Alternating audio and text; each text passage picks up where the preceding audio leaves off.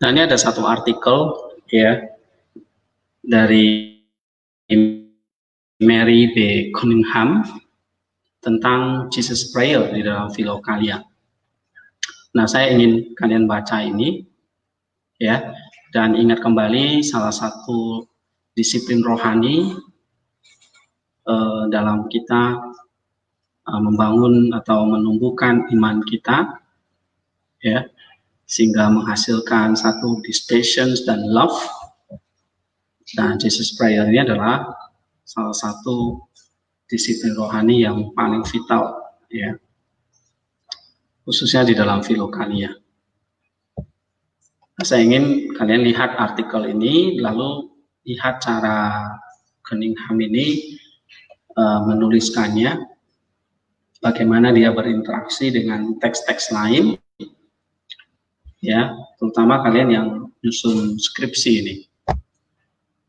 Oke, kalian yang nyusun, saya rasa bangunannya sudah dapat. Nah, tinggal waktu yang ada itu bagaimana mempercantik ya tulisan kalian itu sehingga jadi satu karya tulis atau artikel yang enak dibaca nantinya. Nah, kita lihat satu contoh ya. Biasanya di dalam skripsi kalian itu kan topikal, ya kan? Ada tentang pathos, tentang hesychasm, tentang doa, tentang khotbah, macam-macam judulnya. Pasti ada satu topik yang kalian akan gumulkan, kalian gali. Nah, di sini topiknya adalah Jesus Prayer di dalam Filokalia. Ya, sekaligus ini mengingatkan kita lagi bahwa kita tidak boleh lupa dengan the prayer of the heart ini, doa batin ini, ya, yang fokusnya adalah pada nama Yesus. Tetapi kita harus ngerti maknanya dan fungsinya. Nah, ketika kita pelajari Filokalia, ya, kita nggak boleh lihat itu teks yang berdiri sendiri. Semua saling terkait satu dengan yang lain. Nah, salah satu yang mengaitkan antara satu pengarang atau satu bapak gereja dengan bapak gereja yang lain itu adalah Jesus Prayer. Ya. Nah, Jesus Prayer ini satu prayer of the heart yang akhirnya mengunified ya, menggabungkan our spiritual life. Jadi kalau kita kerja, apa hubungan kerja misalnya dengan pertumbuhan rohani kita? Saya kalian belajar, apa hubungannya dengan pertumbuhan rohani saya? Ya, misalnya kalian sendiri, apa hubungannya dengan pertumbuhan rohani? Kalian berinteraksi dengan orang lain, apa hubungannya dengan pertumbuhan rohani? Apa yang menghubungkan, apa yang mengunify, menyatukan itu semua? Nah, tentu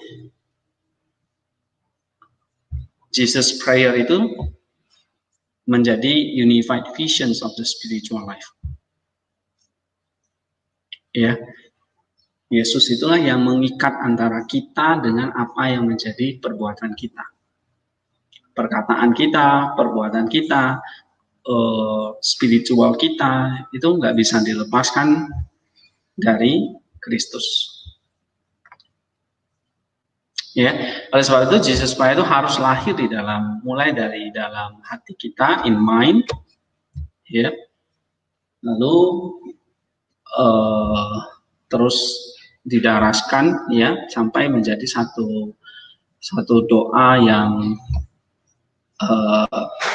mengikat kita antara diri kita dengan perbuatan kita. Jadi nggak split gitu. Ya, Jesus Prayer itu terus mengingatkan kita bahwa kita adalah manusia yang utuh. Ya, bukan hanya yang penting saya hanya jasmani saja atau rohani saja.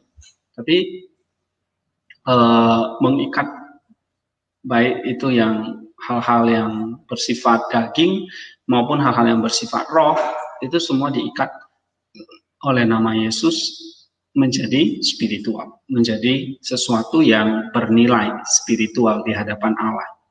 Nah, dan kita perlu effort, berusaha untuk mengucapkan, menderaskan doa itu.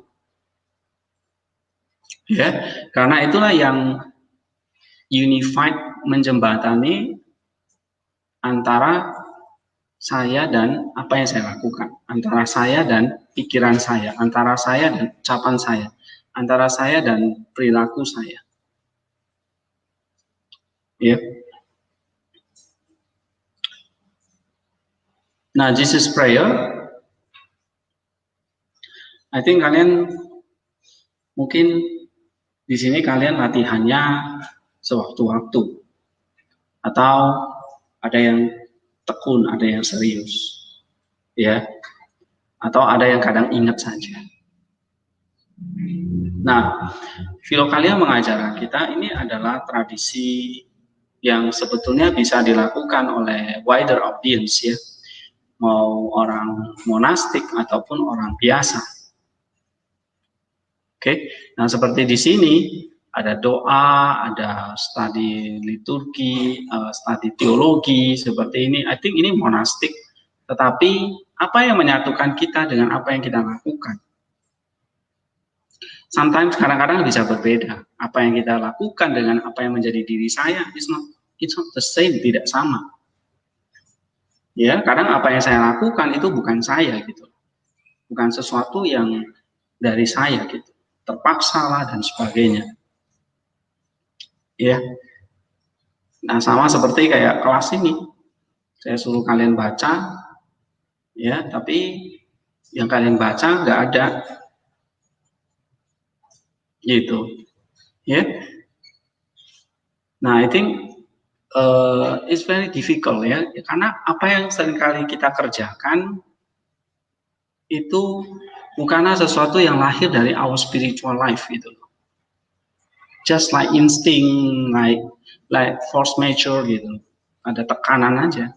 Saya lapar, saya makan ya karena saya lapar gitu, tekanan dari perut gitu, ya. Saya baca buku ya karena saya ada tugas gitu. Nah kalau nggak ada tugas ya saya nggak pernah baca buku misalnya. Oke, nah sama seperti waktu kita mau berdoa juga begitu. It's something born from your mind, from your heart. Apakah kita melakukan sesuatu itu lahir dari diri kita yang seutuhnya, yaitu hati dan pikiran kita atau nus kita. Nah, Jesus Prayer menolong kita untuk mengerjakan sesuatu itu memang dari hati kita, ya. Mengerjakan segala sesuatu itu memang kita kerjakan itu dari saya, ya, dan untuk sesuatu yang memuliakan Allah.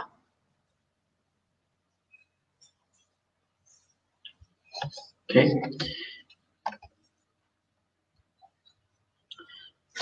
Nah, ya kita tahu doa ini, ya, secara isinya lah ya, teksnya itu bisa pendek, bisa panjang. Bisa dikatakan Lord Jesus Christ, Tuhan Yesus Kristus, Son of God, have mercy on me. Anak Allah atau putra Allah, kasihanilah aku, a sinner, orang berdosa. Itu teksnya yang lengkap, ya. Tapi kadang-kadang banyak beberapa penulis Filokalia juga menyebutnya secara singkat, shorter version, ya. Ada yang versi singkat.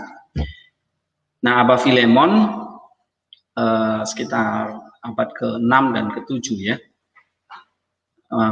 mengembangkan Jesus Prayer ini diambil dari doa pungut cukai.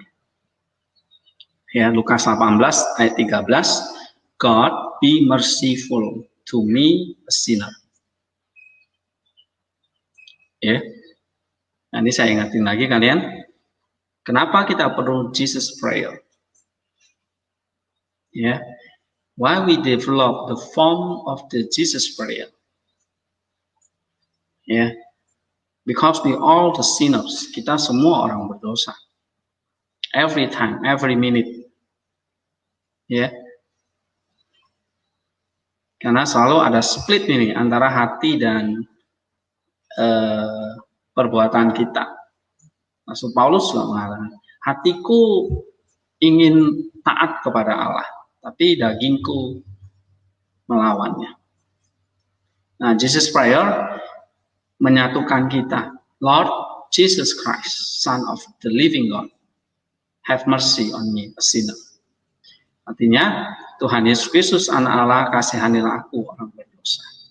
Aku orang berdosa yang selalu tidak taat, yang selalu split antara harusnya taat jadi tidak taat.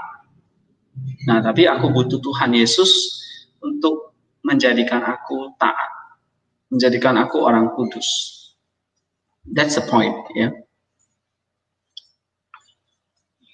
Nah, kita tahu secara teologis, ya, kita kalau menyebut Tuhan Yesus Kristus, itu adalah wujud penyembahan kita, ya, pengakuan kita kepada misteri Allah, Allah Tritunggal dan inkarnasi firman Allah. Ya, jadi kalau kita bisa menyebut Anak Allah, berarti kita mengakui ada Allah Tritunggal, Bapa, Anak, dan Roh Kudus. Sebab tidak ada anak kalau tidak ada Bapa. Kita tidak bisa menyebut Anak Allah kalau tidak ada Roh Kudus yang bekerja. Jadi Anak Allah, ketika kita menyebut Yesus Kristus Anak Allah, itu adalah pengakuan Allah Tritunggal. Ya, dan juga disebut Yesus berarti itu adalah nama inkarnasinya.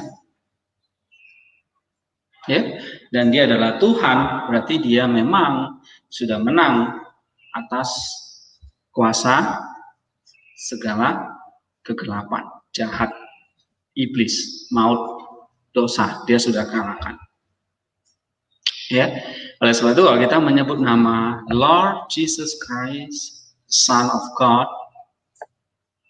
itu amazing sekali, luar biasa. Ya, itu adalah pengakuan iman kita kepada Allah Tritunggal dan God's incarnation dan kemenangannya atas dosa, iblis, dan maut. Ya, lalu kita mengakui have mercy on me, a sinner.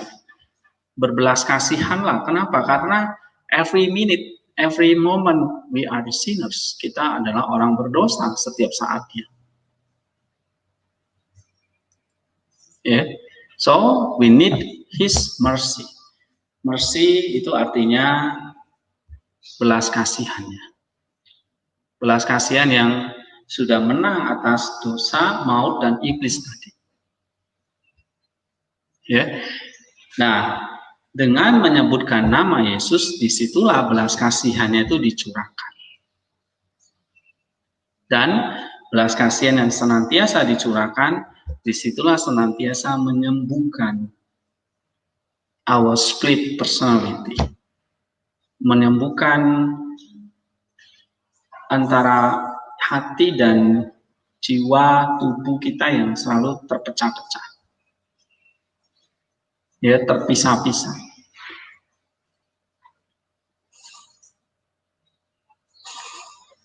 Diodokos dari Fotike, ya sekitar abad ke-5, dia mengatakan bahwa Jesus Prayer ini adalah weapon against Satan's deception, melawan godaan atau penipuan dari setan. Jadi Jesus Prayer itu senjata untuk melawan godaan dari setan. The remembrance of God, terus mengingatkan kita akan Allah. Dan ini adalah the pearl of great price, ya, mutiara yang sangat berharga.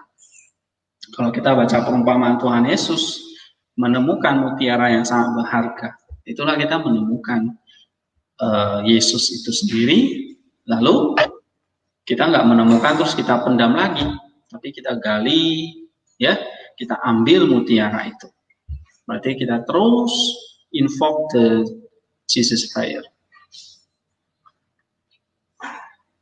Nah, itu kata Diadokos, ya, di dalam spiritual knowledge-nya. Oke, nah kita bisa mengucapkan the shorter form of the prayer, bentuk doa yang lebih ringkas,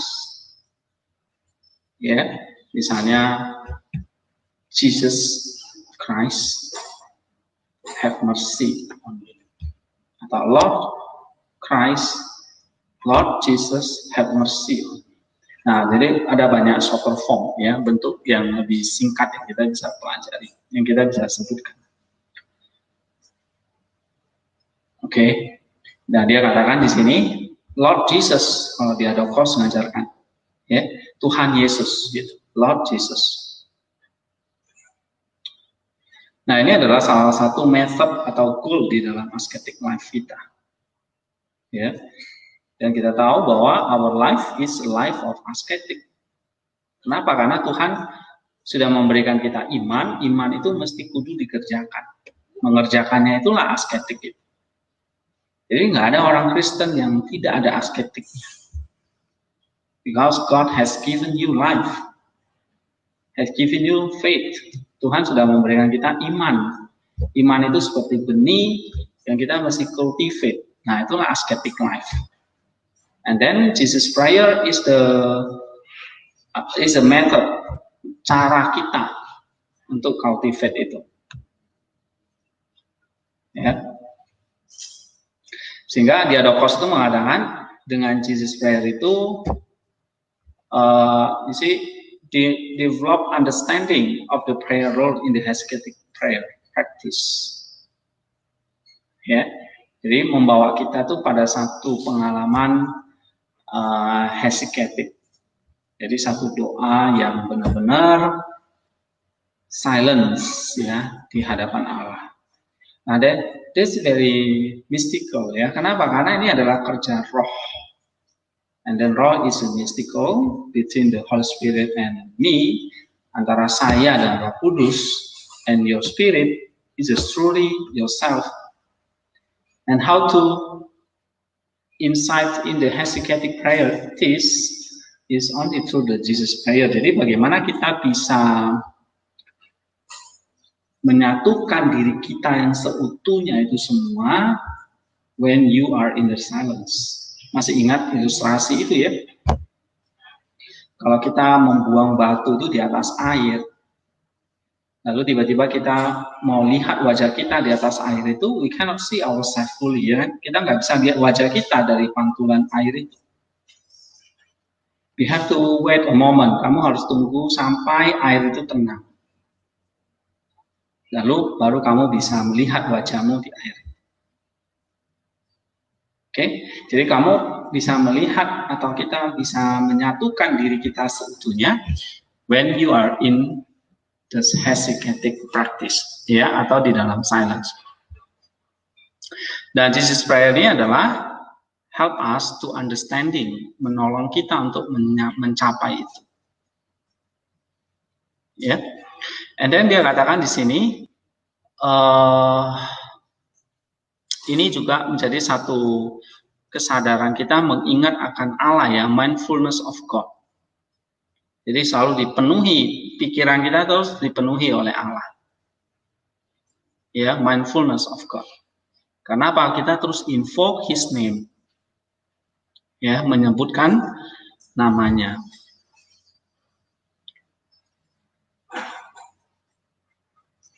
Nah, Gregory dari Sinai di abad ke-14 ini, ya, mengajarkan kita secara teknik yang praktis, ya. Misalnya mengambil nafas yang dalam, deep breathing, ya, terus keluarkan lagi, ya, jadi mengatur pernafasan. Jadi setiap kita menghirup nafas, itu satu doa diucapkan. Begitu nafas itu dikeluarkan, itu satu doa diucapkan. Ya, nah itu akhirnya menjadi satu constant prayer, seperti yang diajarkan oleh Gregory dari Sinai.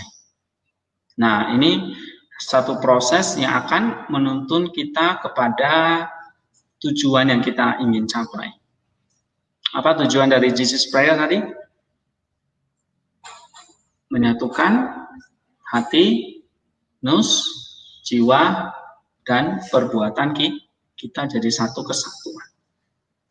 Jadi apa yang kita kerjakan itu benar-benar satu timbul dari hati yang mengasihi Tuhan. Ya, itu it means that kita perlu our Lord, ya, His grace to help us, untuk menolong kita. Ya, nah dia katakan, Gregory dari Sinai, ketika orang Kristen dengan sungguh-sungguh mengucapkan nama Yesus Kristus secara terus-menerus di dalam pikirannya, he will eventually lose all sense of self. Jadi dia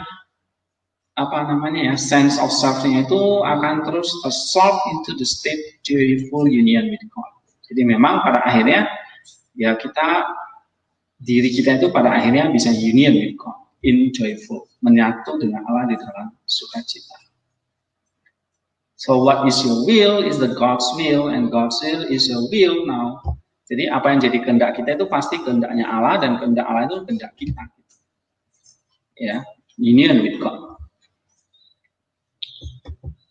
Nah, this is not easy, ya, memang tidak gampang. Oke, Theolytos dari Philadelphia mengatakan gini, such are the characteristic of true mindfulness of God. Ya, doa itu adalah mind's dialogue with God, dialog nus kita itu dengan Allah, in which word petition after with the intellect reflected wholly on God, di mana nus kita memang benar-benar mengulangi kata-kata yang ditujukan kepada Allah.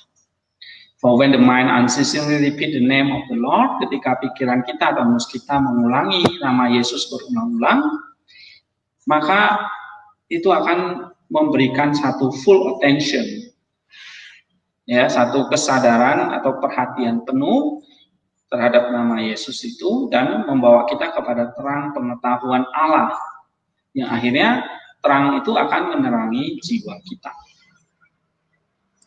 So, maka Jesus Prayer itu menolong kita menerangi kedalaman jiwa kita atau hati kita.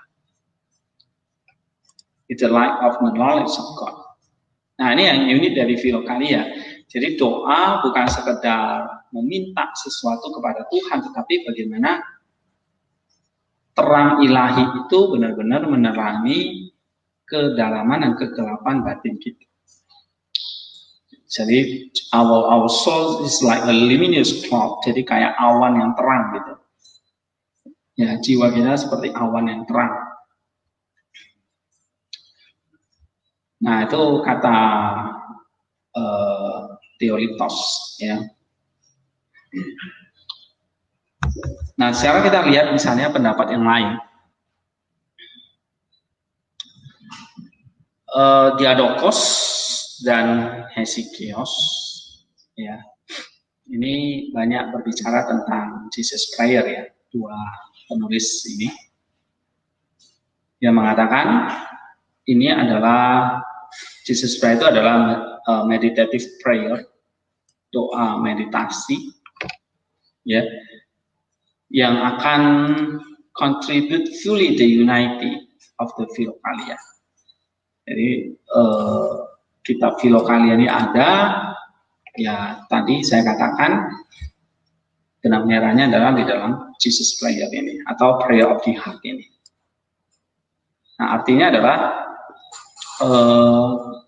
kita baca tulisan spiritual apapun, ya, dari Philokalia itu, mereka akan kembali lagi menegaskan kembali bagaimana kita melakukan atau bisa konsisten melakukan meditative prayer atau Jesus Prayer. Ya. Nah, tadi dikatakan ini adalah weapon, senjata untuk mengalahkan nafsu. Ya, ini Jesus prayer itu combating the passions and thought. Oke, itu Diadochos dan Hesychios ya menegaskan itu. And then mengingatkan kita akan Allah juga, fervently to the members of the holy and glorious name of the Lord Jesus, and a weapon against Satan deception. Ya, mengingat akan nama Allah dan senjata melawan tipuan iblis. Nah, kita tahu Satan deception itu adalah kan ilusi atau image yang sebetulnya menyenangkan kita. Ya, maka melakukan dosa itu enak sebetulnya. Sins. Karena itu memang menyentuh bagian jiwa kita. Ya, kalau kita lihat dalam Kolose pasal 3 ayat 5, coba buka Kolose 3 ayat yang kelima. Kolose 3 ayat yang kelima. Ya, baca. Karena itu matikanlah dalam dirimu segala sesuatu yang duniawi, yaitu percabulan, kenajisan, hawa nafsu, nafsu jahat, dan juga keserakahan. Oke, stop. Nah, pertama apa? Hal yang duniawi. Ya kan? Hal-hal yang duniawi itu adalah hal-hal yang tadi saya katakan itu kayak illusion, image yang memang menyenangkan indera kita. Oke? Kalau itu masuk, apa yang terjadi? Yang kedua,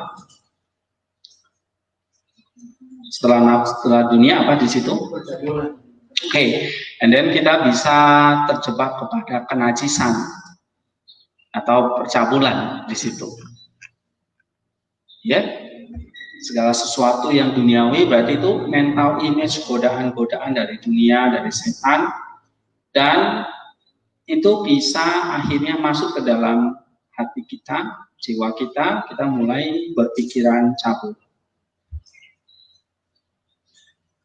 That's the committed sin. Itu udah, walaupun kita cuma hanya berpikiran saja tentang sensual image, katakanlah ya, tentang gambar misalnya yang kita lihat tidak sengaja gitu, ya.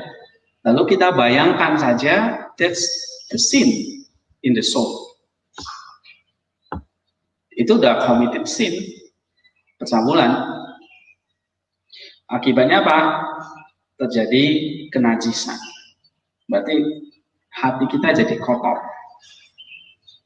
And then timbul, begitu kita bayangin gambar itu, hati kita jadi kotor, najis, timbullah passions, hawa nafsu.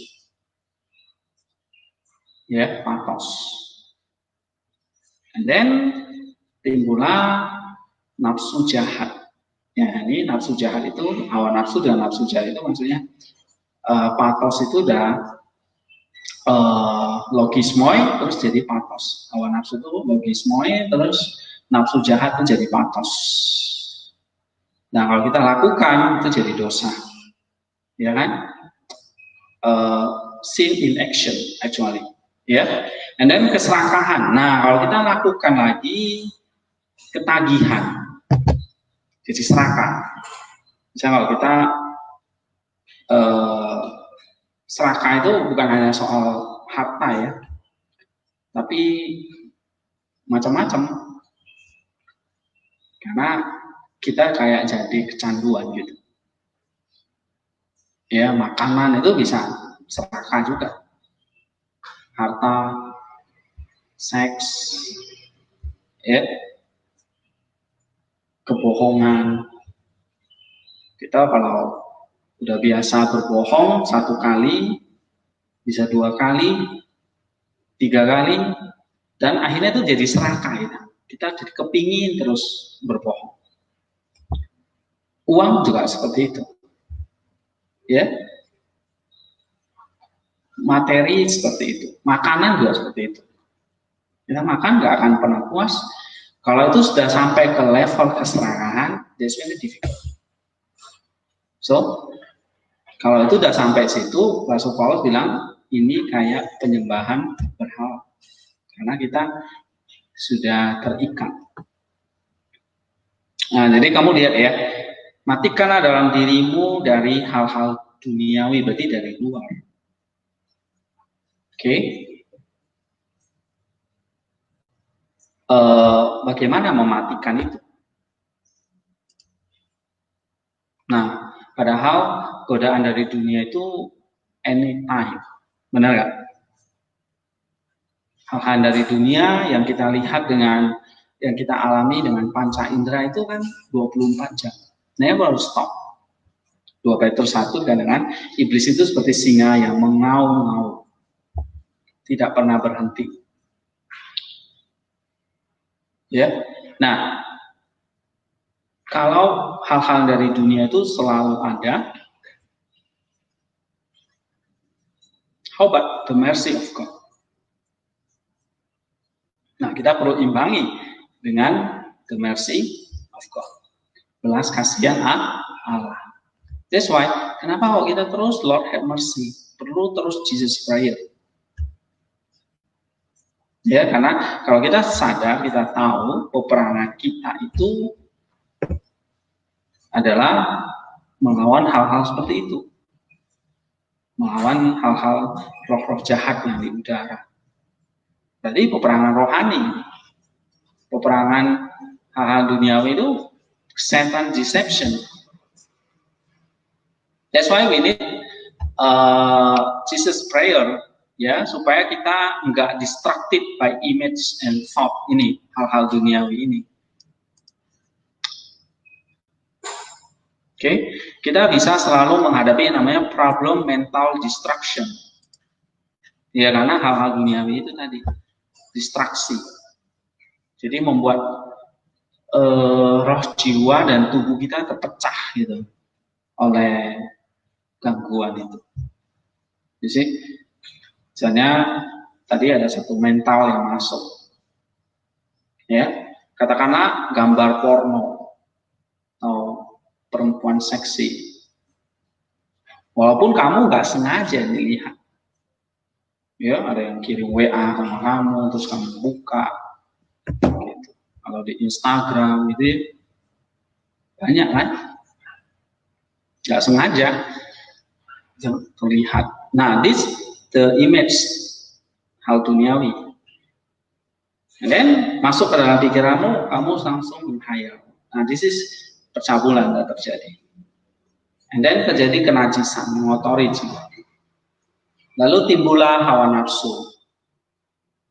Oke, lalu kamu cari kesempatan untuk masturbasi dan sebagainya, ya kan? Nah, timbul hawa nafsu, timbul dosa. Begitu kamu masturbasi sekali, and then kamu nggak akan pernah puas, kamu akan di-greedy sama dia. Oke, kamu akan timbul lagi, kepingin lagi. Nah, itu serakah. Jadi kalau kedua kali, 3 kali, 4 kali, 5 kali, dan seterusnya, never stop. Nah, itu udah masuk ke serakahan. Jadi itu makanya Rasul Paulus bilang matikan itu. Bagaimana ini? Ya kita harus ada pengakuan dosa, harus ada pertobatan, harus ada Jesus prayer. We need the God's blessing every hour, every minute, every moment. That's it. Itu contoh tadi mental image, misalnya gambar perempuan, ya. I think semua yang lain sama. Apa kelemahan kita? Laki-laki seperti itu. Mental image, ya. Laki-laki lebih suka membayangkan. Perempuan lebih suka feeling, sentuhan. Ya toh? Kamu rindu disentuh. Nah, begitu kamu pernah disentuh laki-laki, and then kamu akan mulai menghayal, dan timbul hal-hal yang lain. Oke, ini dia nggak lihat kamu lagi senang atau lagi susah atau apa, dia akan terus mengganggu kamu. Ya. Nah, inilah yang terjadi yang namanya mental distraction. Sebetulnya waktu kita melakukan itu, kita tuh nggak kepau, ya. Nah, our heart and our soul itu terdistract. Harusnya nggak gitu. Harusnya itu saya taat. Tapi kok saya melakukan itu? Nah, itulah distraction. Ya, terpecah gitu. How to combine it? How to recover it? Bagaimana supaya tidak terpecah gitu, menyatu utuh. Nah, kita butuh tali pengikat, the mercy of God itu. Ya, so ini adalah satu ascetic advice yang kita simply invoke Christ atau Jesus Christ. Nah, ini kata Hezekios ya. Jadi kalau kita yang mengalami mental distraction, advice ascetic who are troubled by this, simply to invoke Christ. Okay, when you have trouble in anything, misalnya anger, passion, tertekan, anything yang membuat kita distraksi tahu ya, you have to langsung simply datang invoke Jesus Christ. Jangan sampai itu menjadi greedy, jadi serakah, bahaya. Ya. Nah, gunakan the prayer of Jesus Christ ini, dia katakan. And then misalnya yang lain, Elias the presbyter mengatakan, the single phrase Jesus prayer bridles untruly thought. Jadi doa puja Yesus ini benar-benar menyenari, menyingkirkan pikiran-pikiran yang tidak benar, ya, yang jahat. Nama Yesus itu benar-benar efektif melawan distracting thought and image. Jadi kalau begitu kita melihat sesuatu yang bisa mengganggu, membuat kita jatuh dalam dosa, you have to invoke Jesus Christ. Langsung ucapkan nama Yesus Kristus itu katanya. Ya.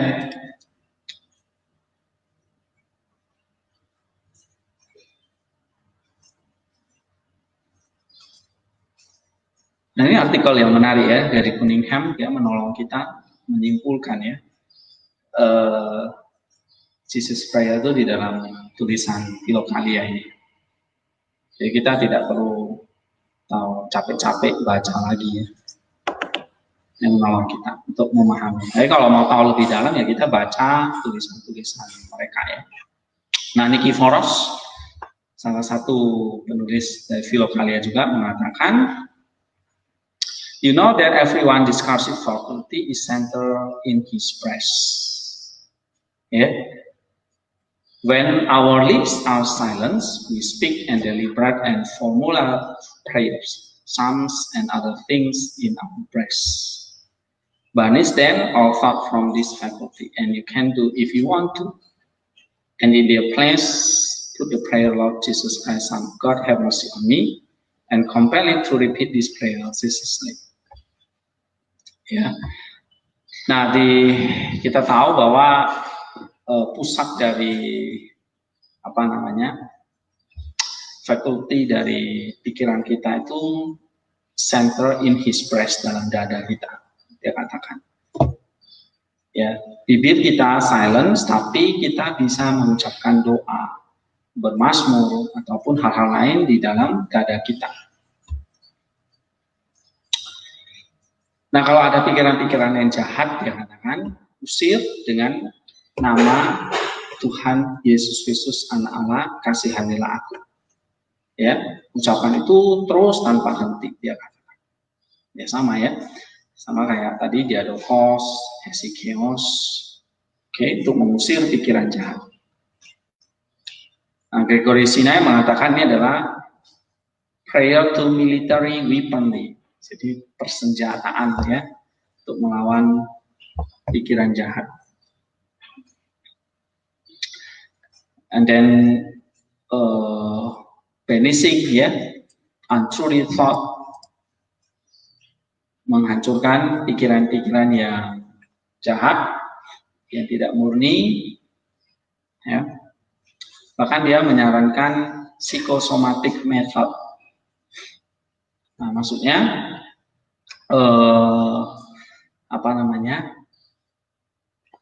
dia katakan ini dari dalam doa hesychastic prayer, ya. Nah, Gregory melihat pertumbuhan orang Kristen itu sejak dia dibaptis, dia memerlukan energi dari Roh Kudus, ya, untuk menghasilkan buah dengan cara taat dan berdoa dengan terus mengucapkan nama Tuhan Yesus.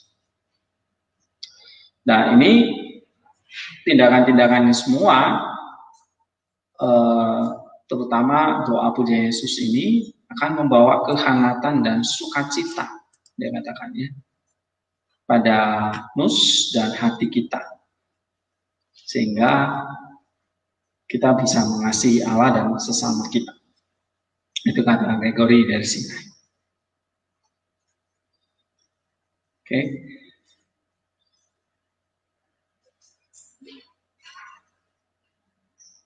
Nah, Diadokos menekankan bahwa Jesus Prayer itu mendatangkan satu longing for God, kerinduan akan Allah, ya. And then characterize our whole spiritual experience, ya, menjadi memberikan warna, ya, ciri khas pada pengalaman rohani kita. Okay. And then menghubungkan antara nus kita, ya, dengan Allah, itu mematahkan pikiran-pikiran yang jahat, ya, dan pada akhirnya kita mencapai kontemplasi.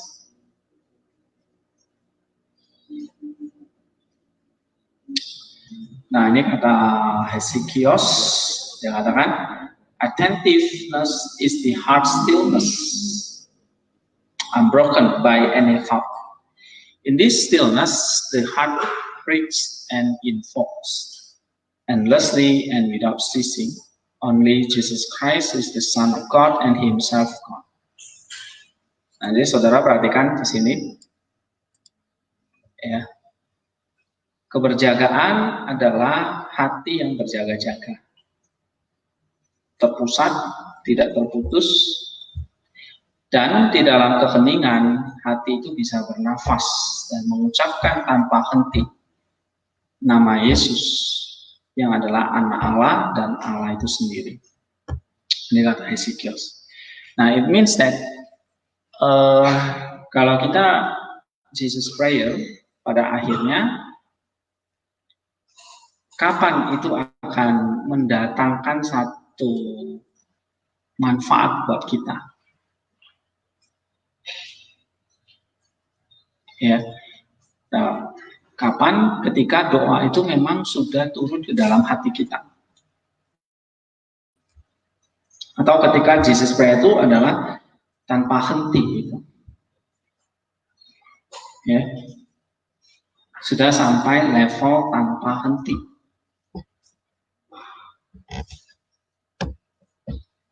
Oke. Jadi yang berdoa itu bukan mulut kita lagi, tetapi apa? Hati atau our intellect tadi, hati kita yang terus berdoa. Nah, kata Rasul Paulus kan, roh kita lah yang berdoa, ya. Nah, makanya hasilnya adalah stillness. Kalau hati kita yang berdoa tanpa henti, hasilnya adalah satu keheningan, dan keheningan itulah yang akhirnya mendatangkan terang, dan terang itulah yang akhirnya membuat kita itu bisa mengalahkan kegelapan. Ya, jadi kalau mental image itu masuk ke dalam hati kita itu gelap nih. Nah, kita butuh terang itu. Nah, terang itu akan masuk kalau kita berdoa punya Yesus. Tapi kalau kita cuma mengucap hanya sekali 2 kali dalam sehari, ya itu nggak akan bisa efek gitu. Kenapa? Karena tadi ya, image, gambaran, gangguan itu kan every moment kan selalu datang. Ya dong, never stop, nggak pernah berhenti ya. Nah, kita perlu the God's blessing, ya, mercy of God itu selalu. Ya, nah dia katakan distracting thought and image itu harusnya bisa diusir dengan intellect attention to the prayer. Ya, jadi kalau di dalam batin kita itu selalu ada pikiran dan image yang mengganggu, tapi juga ada intellect attention yang bisa memeranginya. Ya, sehingga hati itu fokus benar-benar kepada nama, ya, bernafas, mengucapkan nama Yesus itu yang adalah Allah itu. Alright. Jadi kita doanya makin lama, makin deep, makin dalam, ya, dan akhirnya mencapai yang namanya satu doa tanpa henti dan tanpa putus lah, gitu. Nah, that's the idea. Ini yang diajarkan oleh Filokalia. How to achieve like that? Bagaimana kita melakukannya? Kita mulai dari mengucapkannya dengan kesadaran kita, usaha kita. Iya. Kalau kita lihat dalam tradisi monastik, mereka biasanya pakai tali doa. Itu untuk menolong konsentrasi. Ya. The prayer rope, tali doa itu bisa pakai. Istilahnya kompos kili, ya. Oke. Nah, itu dalam tradisi monastik. Atau kita bisa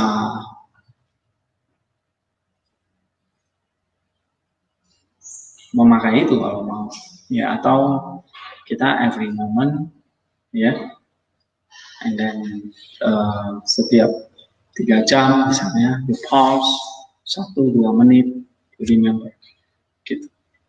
Nah, ini sebenarnya adalah usaha supaya kita akan makin lama menjadi dalam, deep, ya. Jadi kalau hanya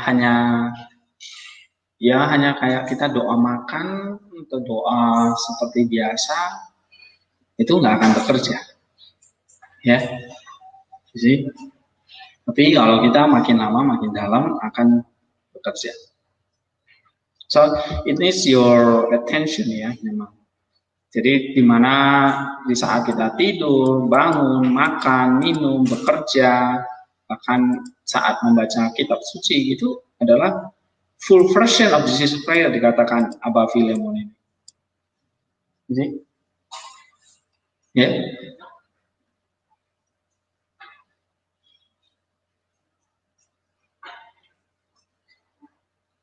Whether sleep, awake, eating, drinking, walking, meditating, sounding, full version of Jesus prayer.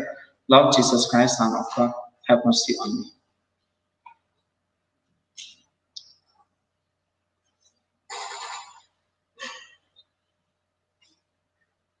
Ya.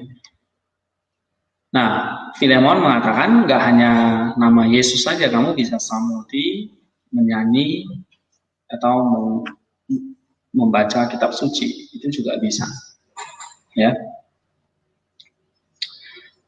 And then kita lihat Theoliptos dari Philadelphia mengatakan the knowledge of God foresetting the entire soul like a luminous cloud. Jadi dengan Jesus Prayer itu akan menerangi jiwa kita tadi sudah ya.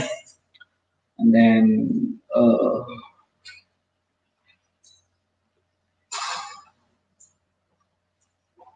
nah terus dia katakan Jesus Prayer but also by other physical and mental practice is characterized by joy, love, and sense union with Christ. Jadi kalau misalnya di awal kita mengucapkannya mungkin kayak nothing happen gitu ya, mungkin nggak ada yang terjadi gitu. Tapi that's okay, you terus mengucapkannya sampai kamu nanti benar-benar merasakan joy, love, dan sense of union with Christ. Oke, nah, ini kata Gregory dari Sinai. Jadi merasakan sukacita, kasih, dan satu penyatuan dengan Kristus. Ya. Oke, and then dia katakan lagi dalam Philokalia, Jesus Prayer is a method for combating the thought and mental image that assail the human mind all the time. Tadi sudah dijelaskan di sini. Di constant prayer,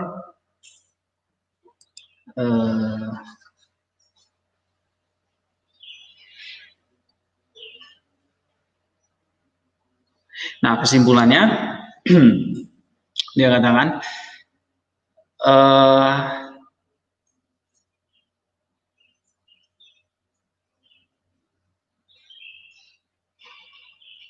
nih ya.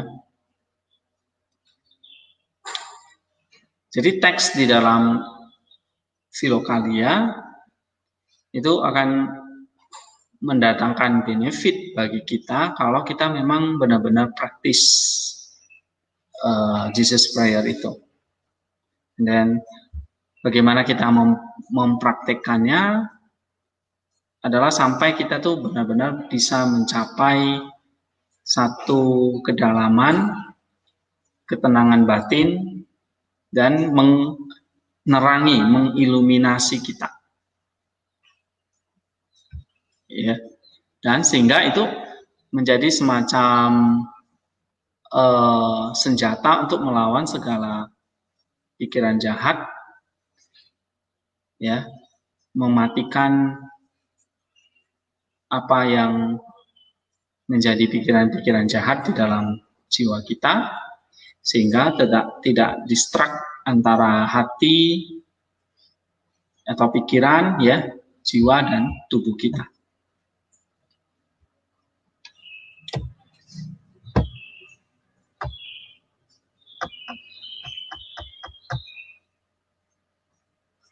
Ya. Nah, ini teorinya gitu, ya, artikel ini. But the most important one adalah bagaimana kita ngerti bahwa kita menyebut nama Yesus Kristus Anak Allah itu, kita memperjelas ya, Kristus, the incarnate Lord and Son of God, Tuhan yang berinkarnasi itu memang hadir di dalam hati kita. Dia hadir, ada kehidupan. Dia katakan di sini ada the grace of the Holy Spirit. Ada anugerah dari Roh Kudus. Tapi ada ascetic labor. Ya, sehingga kita bisa mencapai yang namanya deification. Dengan attain only by focusing one's intellect and heart continues on Christ. Yeah, the Christian life, it can be perfected through ascetic labor and the grace of the Holy Spirit. Jadi kehidupan kekristenan kita itu bisa disempurnakan, ya kan? Melalui apa? Asketik kita, usaha kita, dan anugerah dari Roh Kudus. Kalau kita menghadirkan Kristus itu di dalam diri kita untuk mencapai deification. Nah, Jesus Prayer itulah hadir di situ, ya. Hadir, Kristus hadir di dalam hati kita. Oke, nah Jesus Prayer becomes a unifying thread, tadi saya katakan, ya, menyatukan kita. Ya. Dan dia menjadi benang merah ya dari 5 volume dari kitab Philokalia itu sendiri.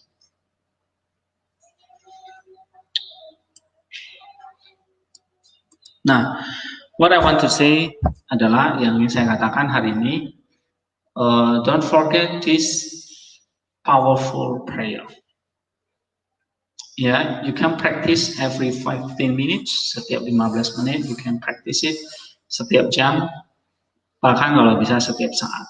Atau kamu bisa hitung-hitungan, 3.000 kali, 6.000 kali, 10.000 kali, gitu.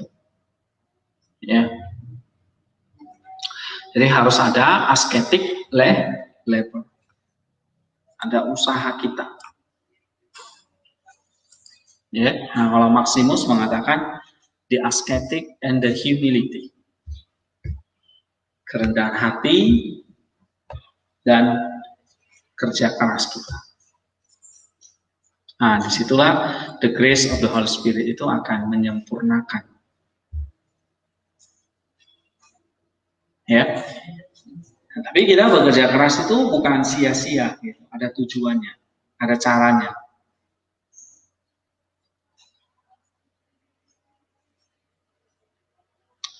Oke, I hope di short artikel yang singkat ini bisa menolong kita ya. Jadi kalian yang misalnya yang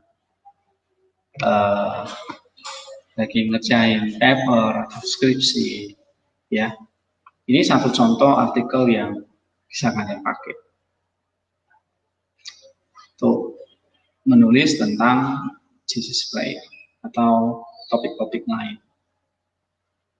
Lihat, misalnya Cunningham itu kan cuma combine, mengutip dari buku-buku yang ada di situ, dari buku Jesus Prayer, dari buku Philokalia gitu. Ya, sih. Nah, ini satu contoh artikel yang bagus. Ini sudah masuk Oxford, ini terbitan Oxford. Ya.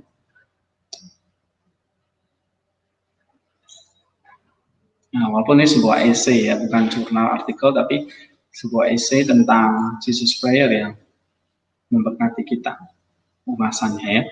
Mary B. Cunningham. Ini.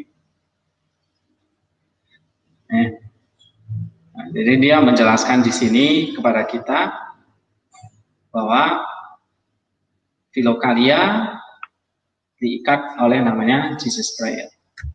Jesus Prayer itu apa? Itulah yang tadi saya jelaskan untuk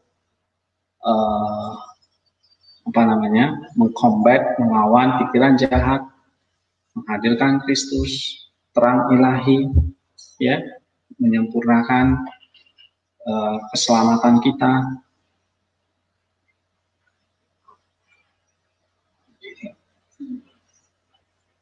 Oke, dan Jesus Prayer itu menjadi the heart of Christian prayer and ascetic endeavor. Ya, jantung dari doa kita dan asketik kita. Kalau kita mau askesis tapi tanpa Jesus Prayer itu sia-sia. Ya. So in this community, dalam komunitas ini, ya, terutama dalam kelas saya ini, Okay, I want you to report. Ya, saya tidak mau pelajaran seperti ini. Kamu hanya nulis and then you get nothing. Ya, nulis mungkin sudah banyak kalian. Tapi seberapa yang illuminate your soul and really happen in your life gitu. Yeah. So we need the mercies of God. So next week, minggu depan, I want you to report. Kalian raport how many times you pray this prayer. How many times? 1000 kali, 2000 kali, 3000 kali dalam satu minggu itu. Ya. Yeah. How many times? Oke, berapa kali? And then lalu apa yang kamu rasakan? Ya, kalau tadi dikatakan Jesus pray itu to combat the image, the thought, you share your experience. Kamu ceritakan di situ. Kalau Jesus pray itu katanya mengiluminasi jiwamu, membuat hatimu dan perbuatanmu itu menyatu, kamu ceritakan. Ya, anything, apa yang kamu rasakan, manfaatnya, kesulitannya, kamu share di situ, nanti saya akan beri komentar. Ya, understood? Nanti